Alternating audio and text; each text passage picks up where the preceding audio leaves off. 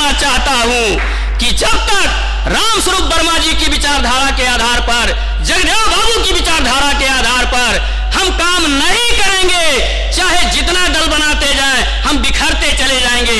आज कम विधायक हैं, आज कम सांसद हैं हमारे पिछड़े वर्ग में, आज कम जो है अनुसूचित में विधायक मंत्री कम हैं, क्योंकि कोटे के हिसाब से अनुसूचित के चले जाते हैं और वैसे पिछड़े भी चले जाते हैं। लेकिन वो काम किसका कर रहे हैं? जिसके नाते जीत करके गए हैं। जगदेव बाबू ने तो कहा था कि चंदा मांग करके पार्टी चलाओ, जनता से कहा था कि आप जो है जो खाना खाते हैं उसमें से भी बचा करके पार्टी को, संगठन को चंदा दे। जब चंदे के पैसे पर पार्टी चलेगी तो जनता के पैसे पर पार्टी चलेगी, जब जनता के पैसे पर पार्टी चलेगी तब वो जनता के लिए होगी। और जब पैसा बाहर से आएगा, बड़े लोगों के द्वारा पैसा आएगा, तो निश्चित है उसका काम होगा और इधर का काम नहीं होगा। इसीलिए साथियों, मैं आपको बताना चाहता हूं कि जो जगदेव बाबू ने शिक्षा नीति लिखा, क्या नीति लिखा था? अनिवार्य, निःशुल्क और एक समान शिक्षा की बात थी। कब? जब 73 में ही पार्टी बनी, दोनों लोग मिलकर के बनाए, तब से लिखा हुआ है। करीब 47-48 साल हो गया। उसमें था कि एक समान, अनिवार्य, निःशुल्क और एक समान शिक्षा चलना चाहिए। तो आज क्या चल रहा है? आज जो एक प्राइमरी चल रहा है, मॉन्टेसरी चल रहा है, नवोदय चल रहा है, किंडरगार्टन चल रहा है, मद्रासी चल रहा है, सरस्वती शिशु मंदिर चल रहा है, सेंट बेसिल चल रहा है, सेंट जेवियर चल रहा है, सेंट थॉमस चल रहा है, मकतब चल रहा है। कोई हिंदू बना रहा है, कोई मुसलमान बना रहा है। कितने तरह के स्कूल में चलने लगे। हमारे लोग के उस समय बीच में विधायक सांसद नहीं हुए, कुछ तो मंत्री भी हुए, कुछ तो मुख्यमंत्री भी हुए, लेकिन नहीं, कोई भी परिवर्तन बीच में इस तरह का बुनियादी नहीं हो पाया। और आज शिक्षा इतनी महंगी हो गई कि ये किसान मजदूर के लोग ये अपने बच्चे को ये निम्न स्तर की नहीं, उच्च शिक्षा जो है देने में बहुत मजबूर होते चले जा रहे हैं। और उन्होंने शिक्षा में लिखा था, दर्जा 1 से लेकर के और एमए तक के पाठ्यक्रम में राष्ट्रभक्ति और मानव प्रेम से ओतप्रोत शिक्षा दिया जाए। शिक्षा का मुख्य उद्देश्य राष्ट्रीय स्वाभिमान एवं एकता कायम करना हो, इस तरह का उद्देश्य रख करके उसमें उन्होंने किया था।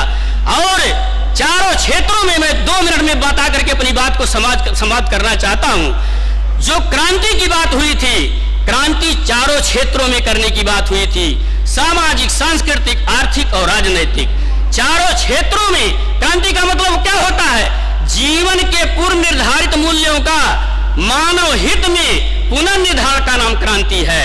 हमारा चारों क्षेत्रों में जो जीवन मूल्य स्थापित है वो पूंजीवाद, और आज सामाजिक क्षेत्र में विषमता मूलक समाज चल रहा है, सांस्कृतिक क्षेत्र में अंधविश्वास, पाखंड, चमत्कार चल रहा है, आर्थिक क्षेत्र में पूंजीवाद चल रहा है, और राजनीतिक क्षेत्र में उच्च वर्णीय, उच्च वर्गीय और कुलीन तंत्रीय शासन प्रणाली चल रही है। हमारे घर का कोई राष्ट्रीय अध्यक्ष हो गया तो मेरा लड़का भी राष्ट्रीय अध्यक्ष होगा।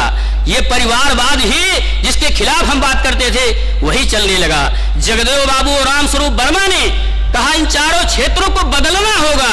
क्या करना होगा? सामाजिक क्षेत्र में समता मूलक समाज, सांस्कृतिक क्षेत्र में पदार्थवाद, आर्थिक क्षेत्र में समाजवाद। समाजवाद किसे कहते हैं? ये जो समाजवादी पार्टी बात कर रही है समाजवाद नहीं। क्या समाजवाद है? पूंजी के विकेंद्रीकरण का नाम समाजवाद है। मानव श्रम, शोषण विहीन आर्थिक व्यवस्था का निरूपण करने वाली विचारधारा का नाम समाजवाद है। और राजनीतिक क्षेत्र में सच्चा जनतंत्र कायम करना चाहते थे, जो बाबा साहब डॉक्टर भीमराव अंबेडकर ने भारत के संविधान में लिखा है, उसके अनुरूप ये कायम करना चाहते थे। तो साथियों, मैं आपको बताना चाहता हूं कि अपना लड़का दुबला है, लेकिन इसी को हमको स्वस्थ बनाना है, क्योंकि विरोधी का बहुत जबरदस्त है, लेकिन मेरे विरोधी है तो मेरे ही सीने पर चढ़ेगा। और अपने को जब आप पालेंगे तब निश्चित है जाकर के आपकी जो ये समस्याएं हैं इसका समाधान होगा और राष्ट्र का नवनिर्माण होगा। जगदेव बाबू और रामस्वरूप वर्मा का सोच था, सपना था, इस भारत वर्ष को एक सबल, सुदृढ़ और विकसित राष्ट्र बनाना चाहते थे। राष्ट्रीय स्तर पर भारतीय समाज, राष्ट्रीय स्तर पर भारतीय समाज और अंतरराष्ट्रीय स्तर पर मानव समाज की स्थापना करके पूरी दुनिया को युद्ध और दरिद्रता से मुक्ति दिलाना चाहते थे। इस महान लक्ष्य के लिए उन लोगों ने त्याग किया, कुर्बानी दिया, और आज उनके त्याग और कुर्बानी को हमको जो दिया है उसको बचा करके, उससे प्रेरणा ला करके, और हमको स्वयं शिक्षित और प्रशिक्षित हो करके एक दूसरे को शिक्षित और प्रशिक्षित करने की जरूरत है, और इस लड़ाई को आगे बढ़ाने की जरूरत है। मैं बताना चाहता हूं, दिखाना चाहता हूं, यह सिद्धांत वक्तव्य विधान एवं कार्यक्रम कब का है? 1973 का है, और इसमें किसी चीज की परिवर्तन की जरूरत आज तक नहीं हुई, क्योंकि एक दस्तावेज है। और जहां तक राष्ट्रीय अध्यक्ष बनने की बात होती है, इसमें विधानमंडल से लेकर के विधानसभा क्षेत्र जो होता है, टिकट का बंटवारा कैसे होगा ये इसी में है, जिला की कमेटी का गठन कैसे होगा इसी में है, प्रदेश की कमेटी का गठन कैसे होगा, उसका प्रदेश अध्यक्ष कैसे बनेगा इसी में है, और राष्ट्रीय अध्यक्ष कैसे बनेगा इसी में है। इसमें कोई राष्ट्रीय अध्यक्ष नहीं बनता है, राष्ट्रीय सम्मेलन होता है, उसमें प्रतिनिधि चुने जाते हैं, वो प्रतिनिधि उस सदस्य में जाते हैं, राष्ट्रीय समिति में सदस्य बन करके, चाहे 20, 25, 30 जो भी जाएं, और वो 25-30 लोग मिल करके तब राष्ट्रीय अध्यक्ष, राष्ट्रीय महामंत्री और राष्ट्रीय उपाध्यक्ष या कार्यकारिणी के सदस्य बनाते हैं।